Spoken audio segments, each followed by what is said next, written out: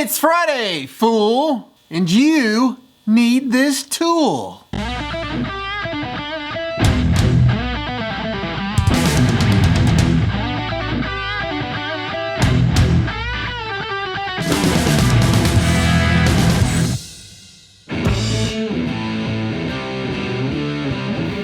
Welcome back to another glorious episode of It's Friday, fool, you need this tool.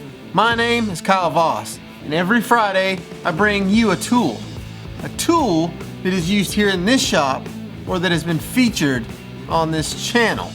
This is the 53rd You Need This Tool video on this channel, which means I've got 52 weeks or 1 year worth of You Need This tools in the bank, on the playlist, a whole year.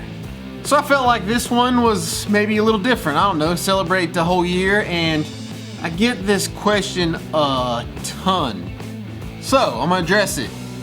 It's not really a fabrication tool, but might be interesting to you. And that is, what equipment do I use to bring you guys YouTube videos? So that being said, it's really not tool, but tools.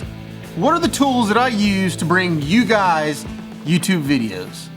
All right, so I've been making YouTube videos in some capacity since 2010. So like 6 years now. In the beginning, obviously I didn't make that many videos and they weren't really anything to brag about. But in those 6 years, I've learned quite a bit. So let's just dive right into this. I use 3 cameras. I have 3 different cameras I use. I'm gonna go over the software I use. I'm gonna go over the microphones I use. I'm gonna touch on the tripods that I use. And I'm gonna touch a little bit on my philosophy for making YouTube videos. All right, the first camera that I use is the Canon G7X.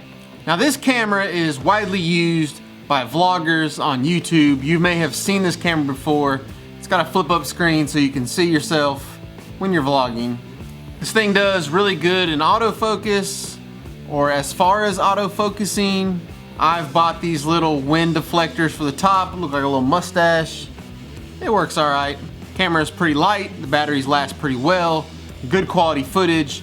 Does really good in low light, which is surprising. Just an all around good camera. This is pretty much the camera that I take on the run. If I'm out somewhere and I don't want to be the guy carrying a big camera, going in the gas station, filming at somebody else's house or out in public, this is usually the camera I take. It's pretty, you can kind of be incognito with something like this. And this would be a great camera to start off your YouTube channel with. Really, this is all you need. The only downfall to this camera here is it doesn't have the best quality as far as sound goes. But it doesn't really mean anything, because I'm sure you've watched a lot of your favorite vlogger style YouTubers that use this camera and the sound sounds just fine to you. The other camera that I use mostly is my Canon 7D. So this is my go-to camera. This is a camera that I use in the shop.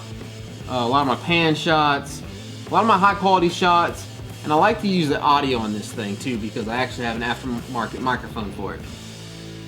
The Canon 7D also has a flip out screen, which is a must, so you can see yourself, make sure that you're in focus. This is a great camera. They've actually got an 80D out now that's supposed to be one step up from this machine here. This machine is not terribly expensive. It's not as expensive as your like 5Ds, but it's a good camera for what I do. Be a good camera for what you did too if you want to do YouTube stuff.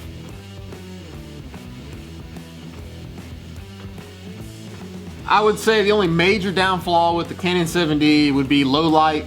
It doesn't work fantastically in low light, which kind of sucks for me because my shop has crappy lighting. All right, so on to the microphone. The microphone I use on my Canon 7D is the Rode Pro Video mic. This microphone takes a battery, a 9-volt battery. It has some settings on it where you can kind of have filters, or you can basically change the decibels that it records.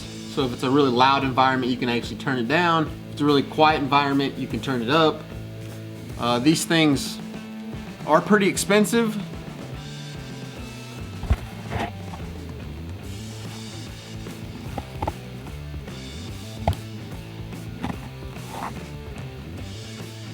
And it just plugs right into the camera here.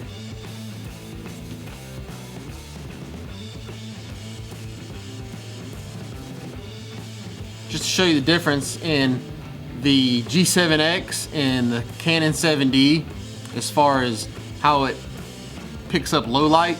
I'm just gonna flip back. I've got them both recording now. I'm just gonna flip back.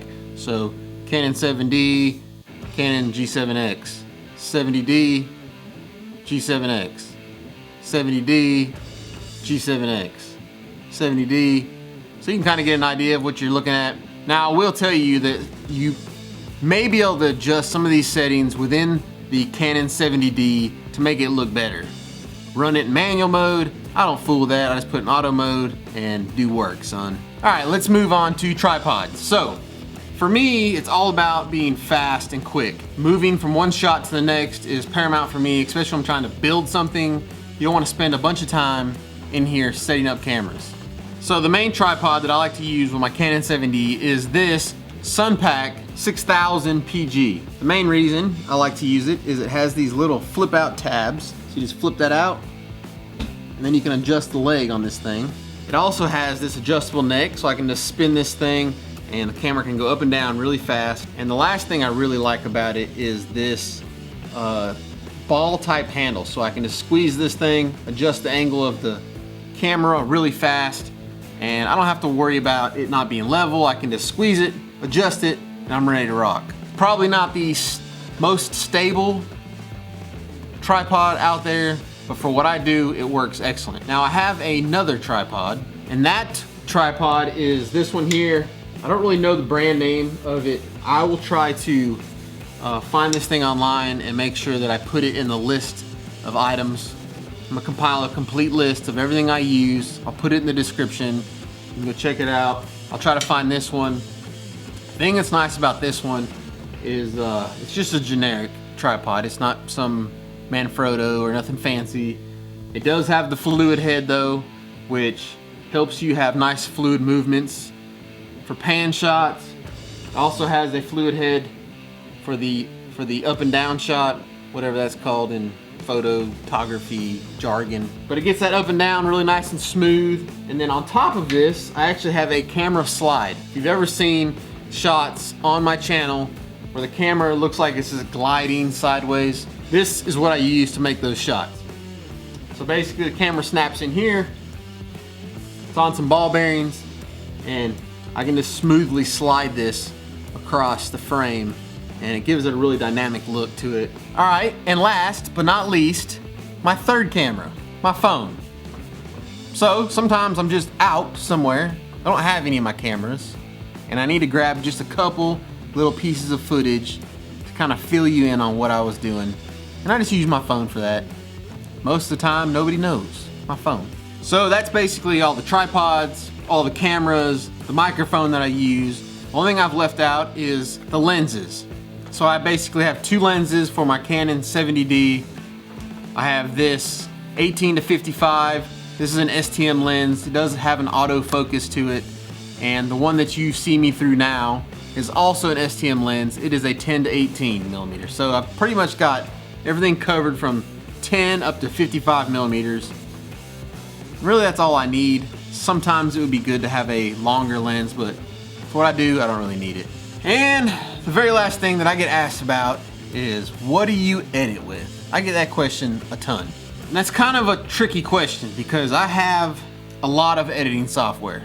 So I have Adobe Premiere, which is really what a lot of classify as some of the best editing software that's out there, along with Final Cut. But to be honest with you, I don't really use it. What I use is this Pinnacle Studio. Now, both these are the same thing. I've actually got 3 packages of these. These are old versions. These are Pinnacle Studio 14, I believe, and I think they're like in the 20s now. I'll tell you why I like to use this stuff. It's cheap. I think you could buy this brand new when it was out for 130 bucks. But this is the thing. Adobe Premiere is amazing. It's got tons and tons and tons of features.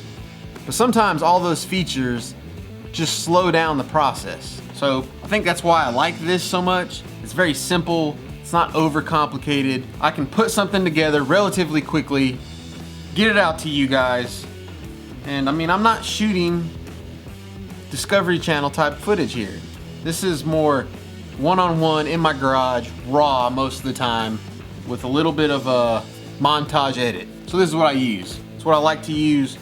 I've actually bought later versions of this. So I bought Pinnacle Studio 18 at one point. It's all personal preference. Here's the deal, guys.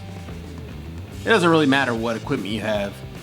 You've probably, if you have been interested in a YouTube channel of any kind at any point, you've probably done enough research and heard somebody say, it's not about the equipment, it's about the story. And it's the truth. You can have all the fanciest equipment in the world and still create crappy videos. Trust me, I've done it, I still do it. It's still a struggle for me, regardless of the equipment, to create content that is interesting for you guys to watch. Sometimes I hit it and I create something that's really good. Sometimes I create something that just sucks. The equipment hasn't changed.